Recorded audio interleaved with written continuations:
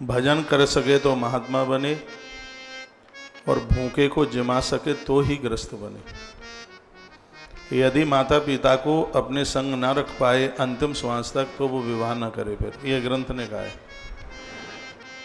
यदि वो माता पिता की सेवा ना कर सके, दरवाजे पर आए हुए अतिथि का सम्मान न कर सके, तो वो भांवर न डाले, वह विवाह न करे, उसका यह लोक और परलोक दोनों बिगड़ जाएंगे। जो भजन न कर सके, दुर्गुणों को न जीत सके, तो वो साधु न बने, नहीं उसका जीवन खत्म हो जाएगा। सिर्फ कपड़े पहनने से, जटा रखाने से या केस मुड़वाने से कोई साधु नहीं हो जाता।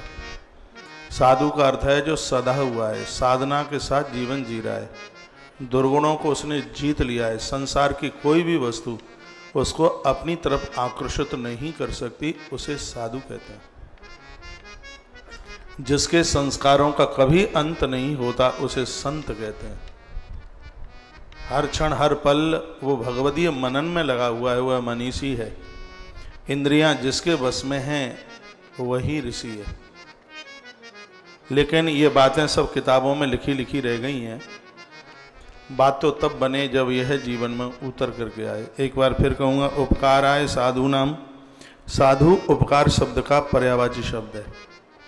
जिसका जीवन स्वयं के लिए होता ही नहीं है, उसके डिक्शनरी में स्वयं के लिए कुछ नहीं, उसका सार्वजनिक जीवन है। जैसे आग के ऊपर सबका अधिकार है, जल के ऊपर सबका अधिकार है, धरती के ऊपर सबका अधिकार है, उसी प्रकार से साधु के ऊपर सबका अधिकार है।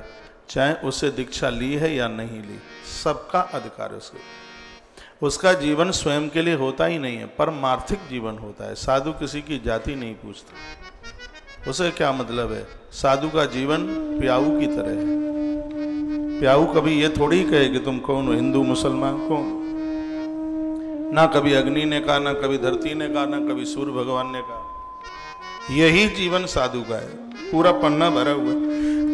यदि ऐसा कर सके तो साधु बने, संत बने, और दरवाजे पर आने वाले आगंतुकों को जिमा सके, लोगों को भोजन करा सके, माता पिता की देख रेख कर सके, अंत तक पति और पत्नी के जितने नियम हैं उन सब का निर्वहन कर सके, तो ही वह 7 फेरे में वह विवाह करे, गृहस्थ में पहुँचे।